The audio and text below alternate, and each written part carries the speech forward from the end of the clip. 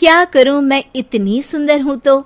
श्रीवास्तव मौसी का जब बेटा हुआ था, उन्होंने तभी ठान लिया था कि अपने बेटे के लिए सबसे सुंदर लड़की का हाथ मांग कर लाएंगी।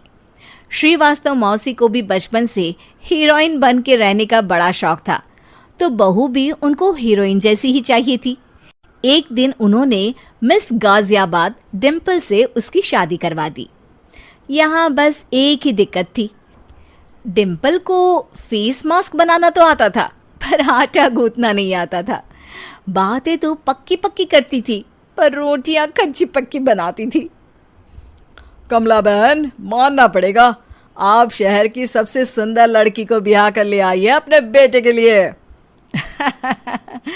अब इसमें हमने तो कुछ नहीं किया भाई साहब, सब ऊपर वाले की कृपा है। जी जी, तो क्या क्या कर लेती है आपकी बहू?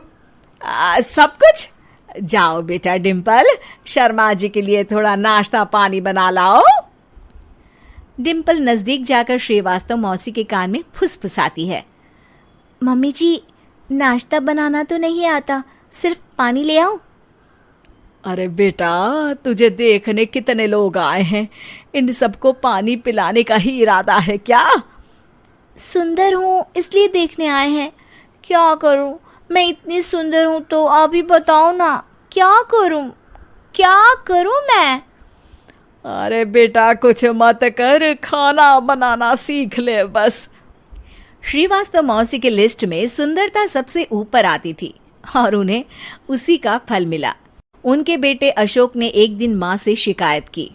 माँ, कैसी बहू ढूंढ कर लाई हो? मैं शाम को थक हार कर घर लौटता हूँ तो मुझे कहती है, आज पेडिक्योर करना है, करवा दोगे? अरे जबकि दिन भर काम करके पाँव मेरे थके थे। अरे बेटा, ठीक है ना, धीरे धीरे सीख जाएगी। अरे क्या सीख जाएगी माँ, उससे कुछ भी नहीं आता। हफ्ते भर का शेड्यूल बना लिया है उसने, पेडिक्योर, हेड मसाज, मुल्तानी मिट्टी का ये वो, अरे पता नहीं क्या क्या। अरे मुझे तो नाम भी नहीं आते।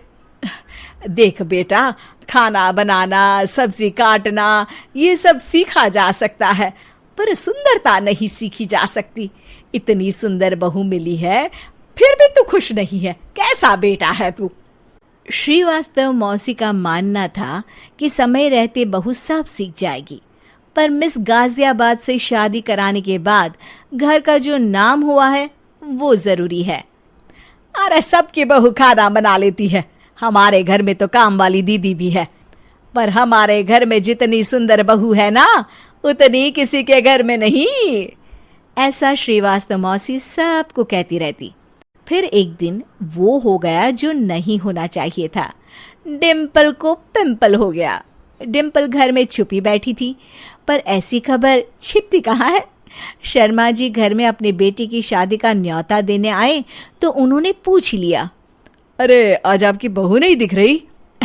हाँ, वो ना थोड़ा काम में बिजी है, आती ही होगी।